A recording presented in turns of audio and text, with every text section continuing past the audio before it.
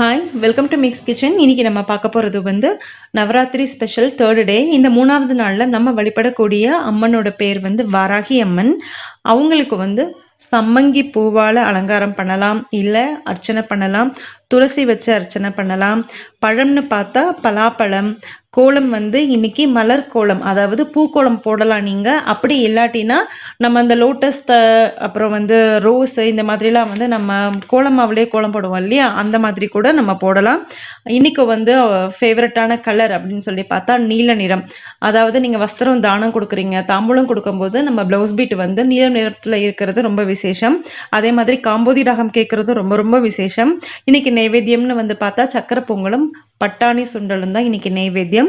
இது மாதிரி பண்ணும்போது நமக்கு கிடைக்கக்கூடிய பலன் அப்படின்னு சொல்லி பார்த்தா பகை நீங்கி வெற்றி நம்மளை தேடி வரும்னு சொல்றாங்க. ஸோ இன்னைக்கு நம்ம ரெசிபியில நம்ம பார்க்கக்கூடிய டிஷ் பார்த்தா சக்கரை பொங்கலும் பட்டாணி சுண்டலும். வாங்க இப்போ எப்படி பண்றதுங்கிறத பார்க்கலாம். நம்ம சேனலை இன்னும் சப்ஸ்கிரைப் பண்ணாதவங்க மறக்காம சப்ஸ்கிரைப் பண்ணிக்கோங்க.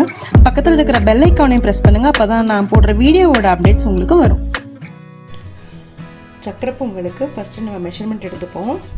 ஒரு பாத்திரத்தில் இங்கே பாருங்கள், ஒரு அழாக்கு பச்சரிசி, அதுக்கு 1/4 அழாக்கு பாசி பருப்பு. இது நல்லா கழுவிட்டு ஊற வை. இப்போது நம்ம அரிசி ஊற வச்சுருந்தோம் இல்லையா, அரிசி பருப்பு, அதை போட்டுடலாம். அதுக்கு முன்னாடி அதுக்கு தேவையான அளவு தண்ணி எடுத்துப்போம். 1/4 கப்பு இது போட்டிருந்தோம். 1/4 அழாக்கு அரிசியும் பருப்பும் போட்டிருந்தோம்.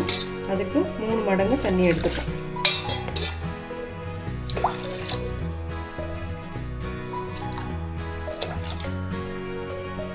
மடங்கு தண்ணி எடுத்துட்டு அதில் ஒரு 1/2 அழாக்கு பால்,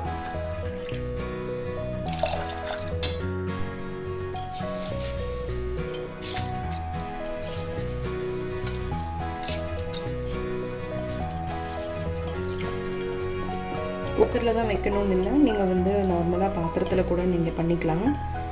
பட் நம்ம ஃபாஸ்ட்டாக செய்யணும் இல்லையா, அதுக்கு குக்கர் தான் கொஞ்சம் சரியாக இருக்கும். அதை போட்டுட்டு ஒரே ஒரு சொட்டு ஒரு கல் உப்பு மட்டும் போட்டுருங்க, அப்போ தான் அந்த ஸ்வீட் எடுத்து கொடுக்கும். பாருங்கள், இங்கே தான் உப்பு போட்டு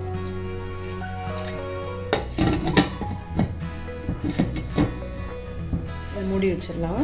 இது விசில் ஒரு 3லேருந்து 4 விசில் வரட்டும். சாப்பாடு நல்லா குழையணும். அதுக்கப்புறமா நம்ம வெள்ளைப்பாகு ரெடி பண்ணிவிட்டு வெள்ளைப்பாகு இந்த அரிசியோடு நம்ம சேர்த்து. சக்கரை பொங்கலுக்கு நம்ம குக்கரில் அந்த அரிசி பருப்பு வச்சுருக்கோம் இல்லையா, அது வெந்துடுச்சு, அதை இறக்கி வச்சாச்சு. இப்போ நான் இன்றைக்கி சுண்டல் பார்த்தீங்கன்னா பட்டாணி. ஸோ வெள்ளை பட்டாணி எடுத்துக்கலாம், பச்சை பட்டாணி எடுத்துக்கலாம். நான் இன்றைக்கி பச்சை பட்டாணியை நைட்டே ஊற வச்சு அதை வேக வச்சு எடுத்து வச்சுருக்கேன், லைட்டாக உப்பு போட்டு. இப்போ அதுக்கு ஒரு பொடி பண்ணணும் இல்லையா, அந்த பொடி என்னென்ன சேர்க்கணும், எப்படி பண்ணணும் அப்படிங்கிறத பார்த்துடலாம். அதுக்கு ஃபஸ்ட்டு அடுப்பை பற்ற வச்சுட்டு ஒரு பாத்திரத்தில் கொஞ்சமாக வேர்க்கடலை கொஞ்சம் வறுத்துப்போம். வேர்க்கடலை கொஞ்சம் வறுத்தாச்சு. அடுத்து உளுந்து, அப்புறம் காரத்துக்கு தேவையான காஞ்ச மிளகாய், கட்டி பெருங்காயம் இருந்தால் கட்டி பெருங்காயம் போட்டுக்கோங்க. கருவேப்பிலை வேணும்னாலும் போட்டுக்கலாம். நான் கருவேப்பிலை தாளிக்கிறதுக்கு யூஸ் பண்ண போகிறேன், அதனால நான் பொடிக்கு யூஸ் பண்ணலை. நல்லா பொரிஞ்சிருச்சு. இதை ஒரு பாத்திரத்தில் மாற்றிக்கலாம். மாற்றிட்டு இது கொஞ்சம் ஆறுனதுக்கப்புறமா நம்ம மிக்சியில் பொடி பண்ணி வச்சு. இப்போது சக்கரை பொங்கலுக்கு நம்ம பாகு காய்ச்ச போகிறோம். ஸோ அதுக்கு ஒரு பாத்திரத்தில் கொஞ்சமாக தண்ணி விட்டுக்கோங்க.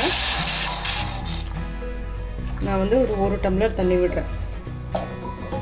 ஒரு 100லேருந்து 150 ml தண்ணி. இதில் நான் வெல்லம் ஆல்ரெடி துருவி வச்சுருக்கேன். நம்ம 1 கப்பு அரிசி, 1 அழாக்கு அரிசி எடுத்துக்கிட்டோம். அதுக்கு 2 அழாக்கு வெல்லம் எடுத்துக்கணும்.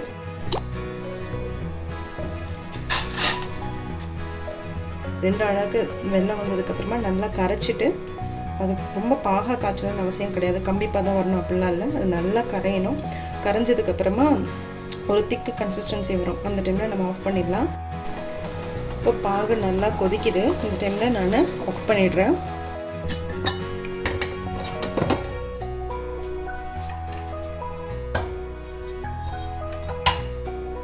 பார்த்தீங்கன்னா குக்கரில் நல்லா வெந்துருச்சு.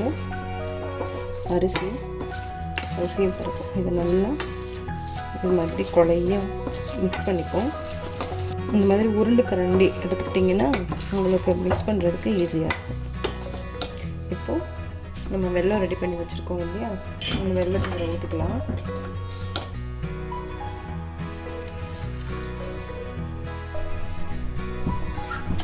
நான் வெள்ளை தண்ணியோடு சேர்த்து அந்த சாதம் எல்லாத்தையும் சேர்த்து மிக்ஸ் பண்ணிட்டேன். இது அந்த லைட்டாக வந்து ஒரு கொதி வரட்டும்.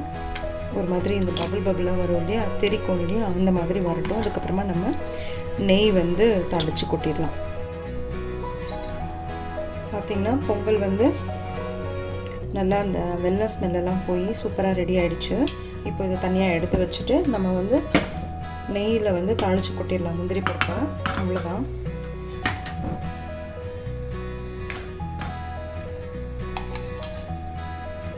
இதுக்கு வந்து ஒரு 1/4 கப்பு நெய் போட்டணும். அப்போ தான் வந்து அந்த ஒரு கோவில் டேஸ்ட்டு கிடைக்கும் உங்களுக்கு.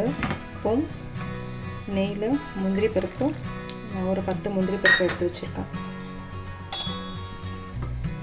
நல்லா ஃப்ரை பண்ணிப்போம். முந்திரி பருப்பு ஃப்ரை ஆகிடுச்சு. இப்போது திராட்சை, உங்களுக்கு வேணும்னா பாதாம் பருப்பு கூட நீங்கள் போட்டுக்கலாம்.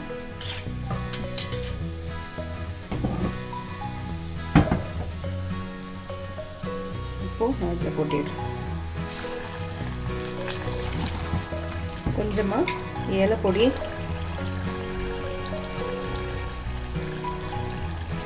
ஆல்ரெடி வந்து பொடியெலாம் பண்ணி வச்சுருக்கேன், ஏலக்காய் தூள் எல்லாமே. அதனால் உங்களுக்கு இது பண்ணும்போது ரொம்ப ஈஸியாக இருக்கும். அவ்வளோதான். இதை ஆஃப் பண்ணிடலாம். லைட்டாக வந்து நெய் வந்து இது மாதிரி மேலே எப்படி ஊற்றிடணும். ஸோ மேலே இருக்கிற லேயர் வந்து காயாமல் இருக்கும் உங்களுக்கு. அவ்வளோதான், பொங்கல் ரெடி ஆகிடுச்சு. இதை எடுத்து தனியாக வச்சுட்டு அடுத்து நம்ம பட்டாணி சுண்டல் ரெடி பண்ணிடலாம். இப்போது தவா வச்சாச்சு. லைட்டாக ஆயில் போட்டுக்கோங்க. கொஞ்சம் சூடாகட்டும். கொஞ்சமாக உளுத்தம்பருப்பு, கடுகு, கருவேப்பிலை, பட்டாணி ஆல்ரெடி வேக வச்சு வச்சுருக்கோம். பட்டாணி பொடி பண்ணி வச்சுருக்கோம் இல்லையா, இந்த பொடி.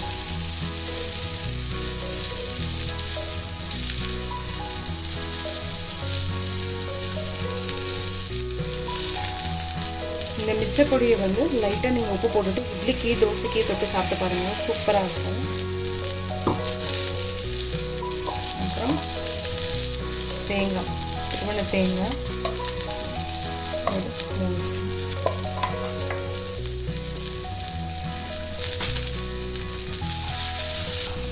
உப்பு நீங்கள் பட்டாணியில் போடலைன்னா இப்போ உப்பு போட்டுக்கோங்க. நான் ஆல்ரெடி பட்டாணியில் போட்டு தான் வேக வச்சுருக்கேன், அதனால் தேவையில்லை, போடலை நான். அவ்வளோதான், சுண்டலும் ரெடி. ஸோ இன்றைக்கி நைவேத்தியம், 3வது நாள் நைவேத்தியம் வந்து சக்கரை பொங்கல், பட்டாணி சுண்டல், பெருங்காயம் மறந்துட்டேன், ஆஃப் பண்ணிடுறேன். அவ்வளோதான், ரெடி ஆகிடுச்சு. நைவேத்தியத்துக்கு பட்டாணி சுண்டலும் அப்புறம் சக்கரை பொங்கலும் ரெடி. இதை வந்து நம்ம எடுத்துடலாம்.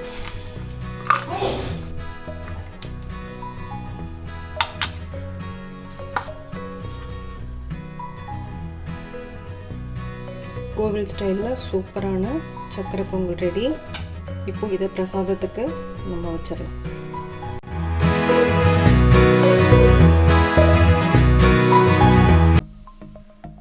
சப்ஸ்கிரைப் பண்ணுங்கள், மறக்காமல் பெல் ஐக்கானை ப்ரெஸ் பண்ணுங்கள். அப்போ தான் நான் போடுற வீடியோஸோட அப்டேட்ஸ் உங்களுக்கு வரும்.